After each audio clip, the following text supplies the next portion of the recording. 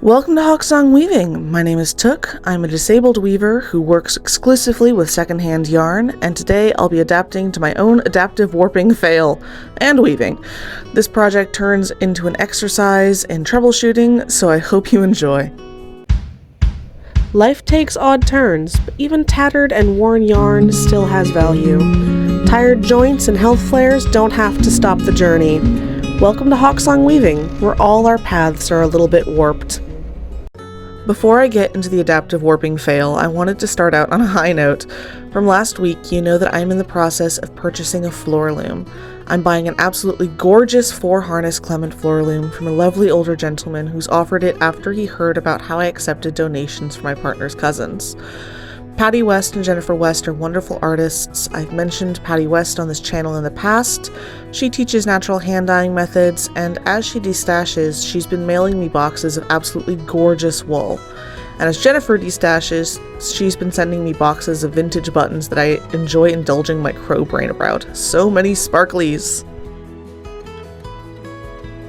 Patty has mentioned how destashing to someone who knows the value and who will genuinely appreciate the work and the art that the yarn was made it easier to let it go.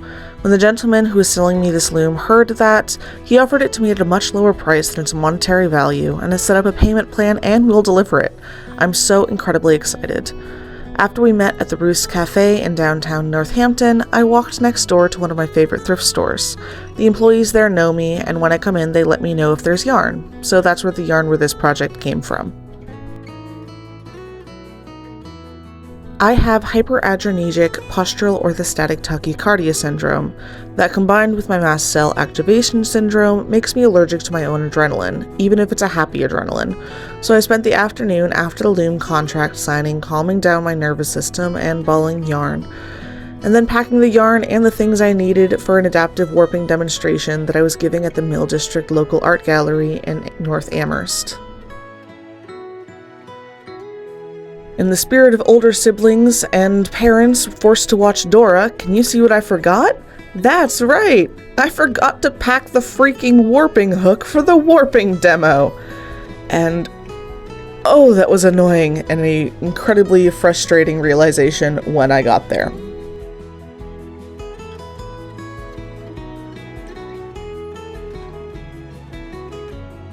So I adapted, and I found a spare key ring on my keychain and bent it open and used that, but that was an moment. Thankfully, the people watching seemed to be quite impressed, but I was mentally kicking myself the entire time. And a bent open keyring works, but it's not ideal and it's a lot slower, hence the rapid speed that I've put on this footage. Down the line, I'll do an edited video of the Q&A from this demo, but for now, here's the adaptive warping methods.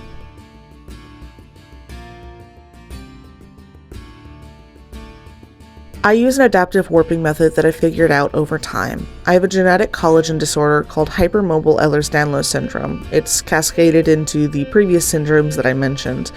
For me, this means that I can deal with chronic pain and fatigue in my joints, and that if I'm not careful, my joints can slip out of place too easily. I found that most traditional warping pegboards were too heavy on my arms and my wallet, so instead I use a small accordion coat rack.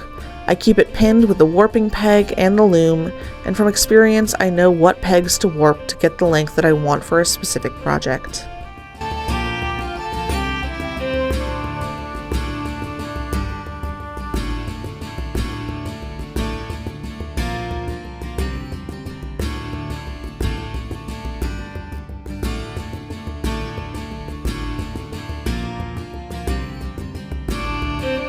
This is what works for me. It won't work for everyone, and that's okay.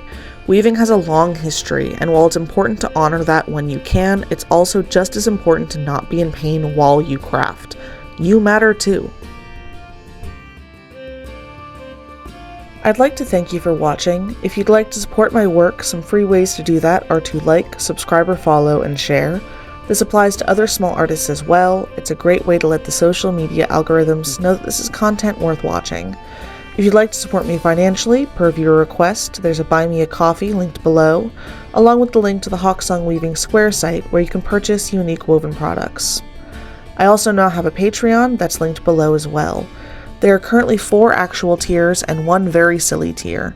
These tiers include early access to videos, a weekly post of Life of the HR and OSHA Cats, a Kvetchy diary, being able to vote on projects, a first dibs group for projects featured in videos, and fun snail mail. The actual tiers range from $2, $5, $10, and $15.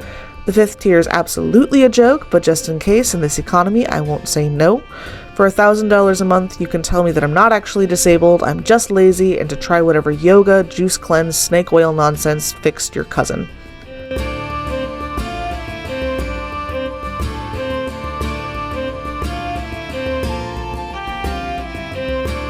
With the warp threads sorted, I'm lifting up the loom to release the warping board from the loom, gathering the warp threads into one large bundle and using the back of my neck to drape them over and keep them tidy and out of the way, while I collapse the warping board and get it tucked out of the way until I'm at a full pause point, where I can get it unclamped and put away. I use terry cloth towels to cushion the warp threads. This helps prevent the finished weaving from being tighter at the ends and looser in the middle, creating a sort of sausage profile in the weaving. The way that I warp has me cutting the warp loops at the end of winding the warp. This is what's easiest on my body. It won't work for everyone, but that's okay. This isn't a great angle, but I'm being careful to pay attention to how the warp threads are laying on the back bar of the loom, and the right hand thread goes through the smaller hole in the rigid heddle reed. It's not critical, and some minor mistakes aren't the end of the world, but it does make it easier to keep the tension of the warp threads even across the entire weaving.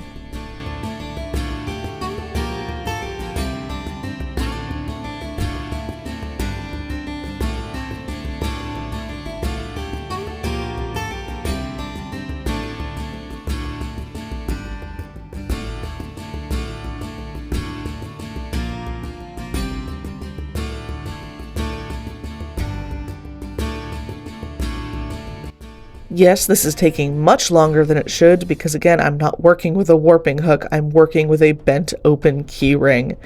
And while everyone seemed to be very impressed, I was mentally kicking myself the entire time.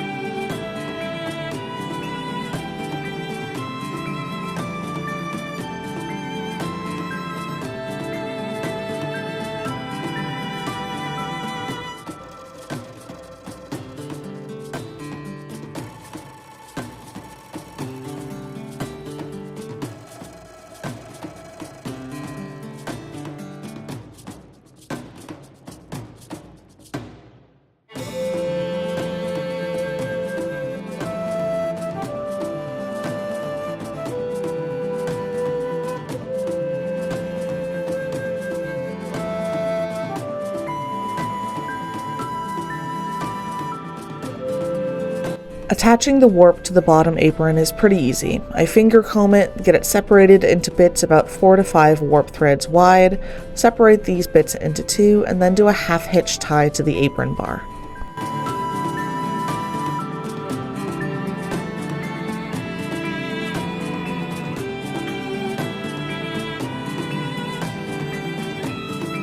Due to the less than ideal warping and the high levels of humidity, this scarf didn't have the proper tension across all of the warp, and I was definitely on the struggle bus about it.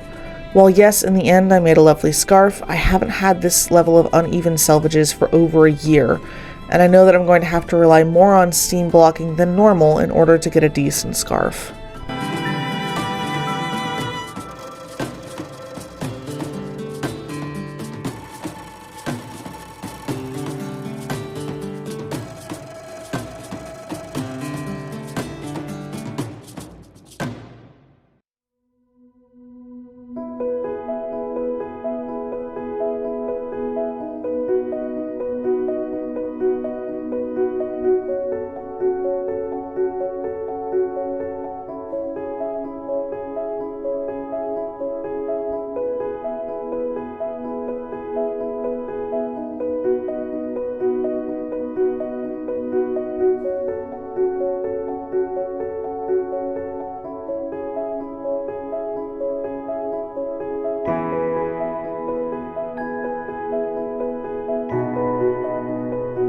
Now tying off the scarf fringes, I prefer to do a 2x2 tied into a fringe of 4, but if I'm short on warp threads, I'll do a double sliding knot of 3.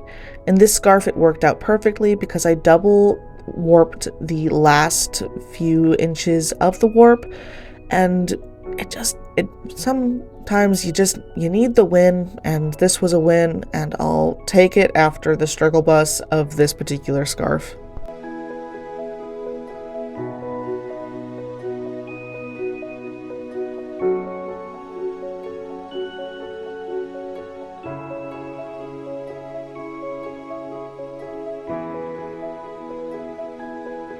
I don't have the audio for these particular videos, but if you could hear me, I was cursing up a storm as I unraveled this scarf, just seeing the unevenness of the warp, the unevenness of the tension. This was not a good time for me, but in the end, it was a good scarf, but just I haven't made this many mistakes regarding warp tension in a long time, and it was very frustrating, and I was definitely getting down on myself.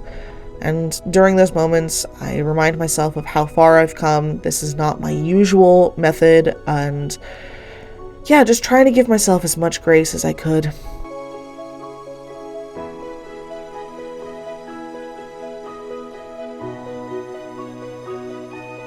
I steam block my wool scarves. This helps the wool fibers to soften into each other and relax into the weave. Without the blocking, you can get wrinkles because the weave tends to be stiff without the added heat and water. Sort of like how your back gets when you've been sitting in a not great position for too long, and a boiling hot shower takes care of those knots. I had to adjust the weft along the warp as I was steam blocking this due to the tension issues. It's not ideal, and I don't like this type of troubleshooting, but it was a good reminder of where I was when I first started weaving, and why I have the adaptive warping methods that I use. And in the end, I made a really lovely scarf. We're always our worst critics. I'm so glad for the odd turn that your path took that brought you here. Thank you for spending time with me at Hawksong Weaving, where we're all a bit warped, and I hope that you have a truly excellent week.